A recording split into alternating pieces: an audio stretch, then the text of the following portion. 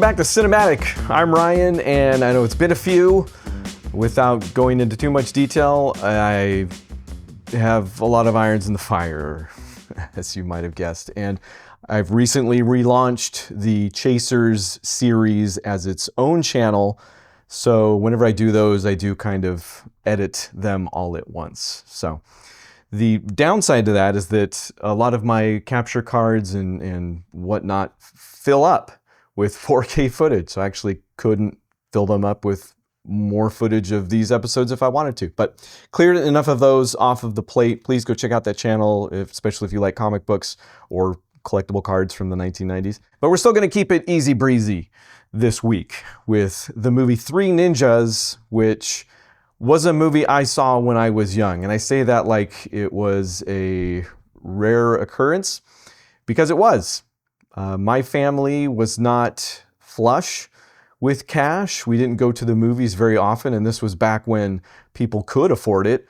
But there were 4 of us kids, so what were you going to do? I'll tell you what, you were going to go to the drive-in when you could, because it was just, you paid for one car, and you'd cook up a bunch of popcorn and put it in a brown paper bag and hide it in the trunk too, if you knew what you were doing. But it also meant that we would rent, is what we did. In fact, my gosh, I don't think I remember, which is on me, a time where we went to the theater as a family. This changed drastically for me in high school when Brandon, friend of the show, friend of my life, I said that like Borat says my wife, which might have still been appropriate, but he started working in a movie theater, so I started hanging out in a movie theater, and he got free movies and I got free movies. So that's when everything changed, let's say. But for me and my family, especially at this point in time when Three Ninjas came out in 1992, it was kind of few and far between. But I remember we rented this movie. But I couldn't tell you much about it beyond that, actually, because I haven't seen it since then. It is one of the more kid-focused films. In fact, it's not even, like I talked about back in the Last Dragon episode about how the more popular things got, eventually there would be kid versions of those things.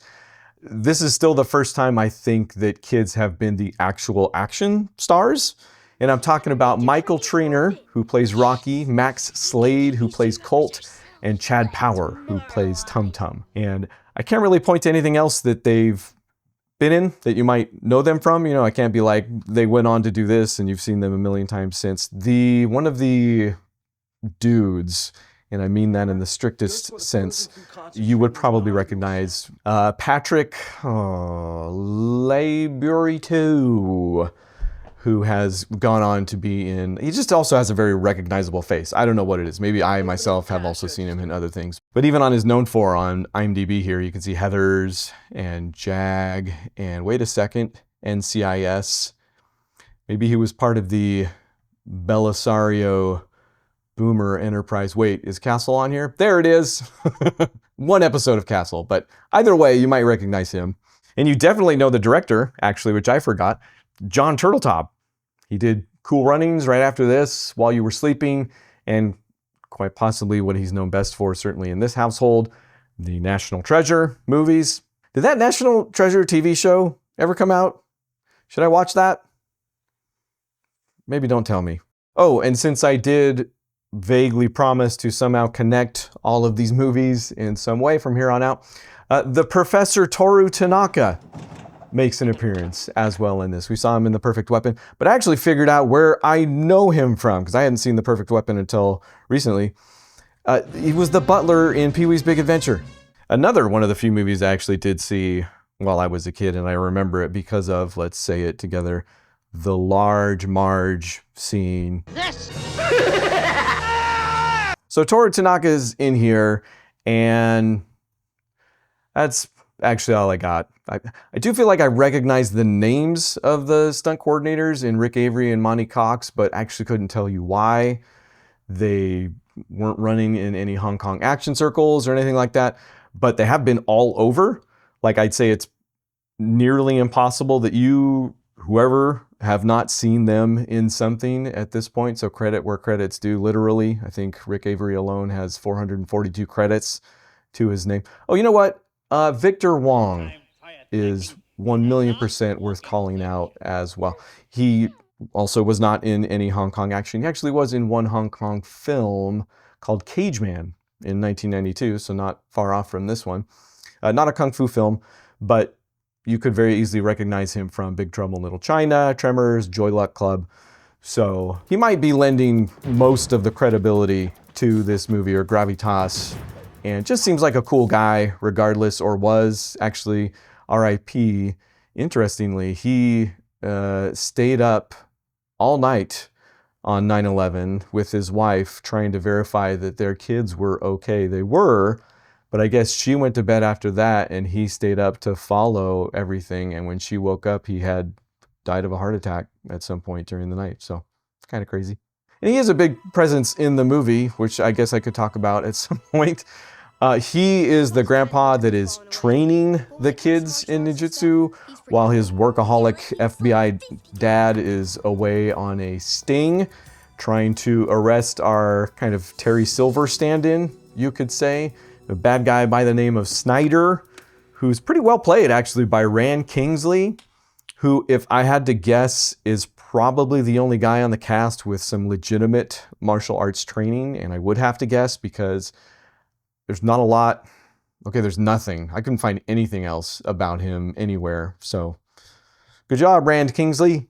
But he escapes the sting in the movie and seeks out Grandpa immediately after because, of course, they've had some history. This time it's personal, you could say.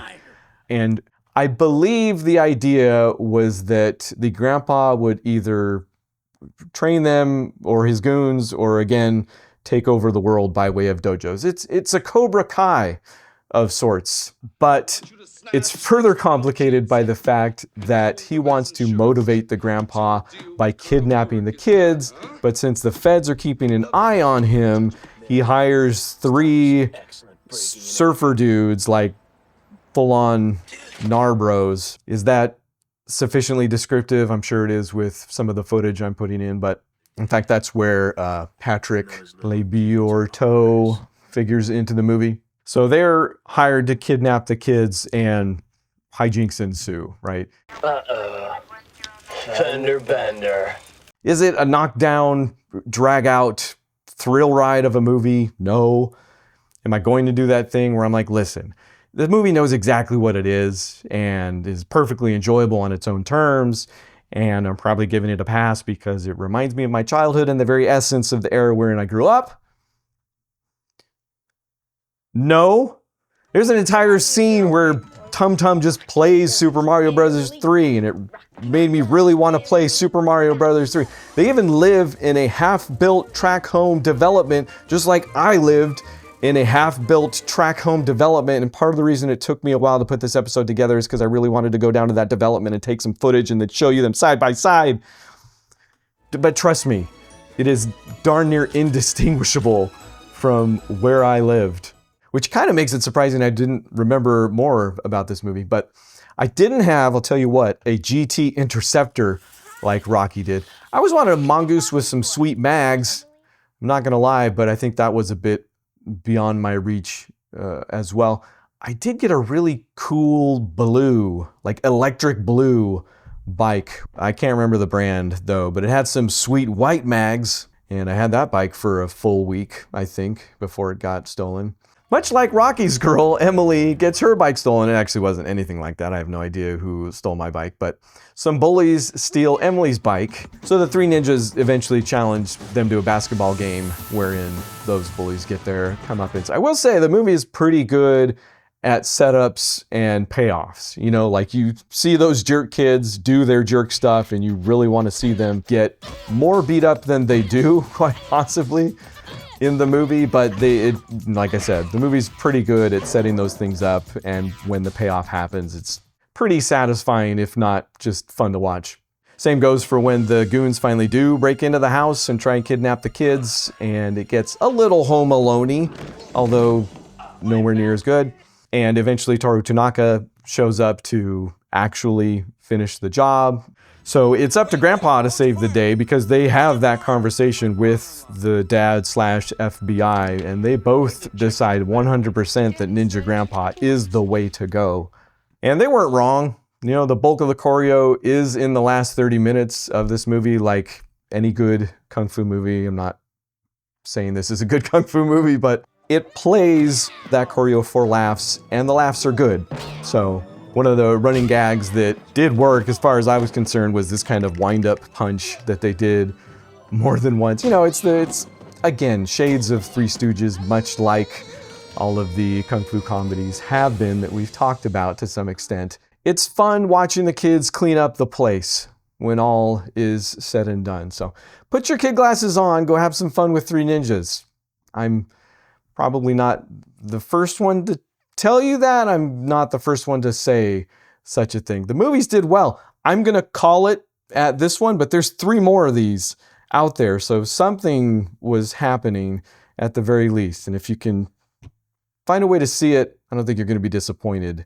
And speaking of not watching the sequels, I'm going to clean up this list a little bit that I'm working my way through on Letterboxd, in that I'm straight up deleting some sequels that I don't think are adding much to the conversation, maybe at all. You know, they're not part of that evolution that I'm looking for, you could say. But in some cases where I just can't, I'll maybe put them all into one single episode and talk about them as a franchise, or which one I liked better, or something like that. But not next week. Next week we are going to do Honor and Glory, a Cynthia Rothrock vehicle that does have a riff tracks, in case you're interested, and if that's any indication.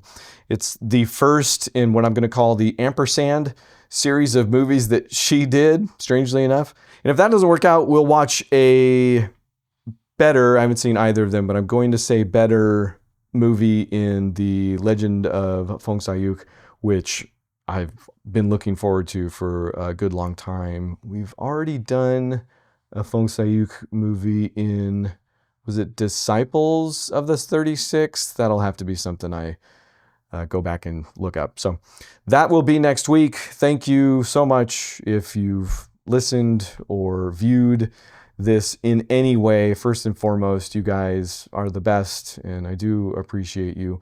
If you like and subscribe, I appreciate you a little bit more. And if you go to the Patreon or Ko-Fi links, not far from where you're at, I appreciate you so much. I put you in the credits.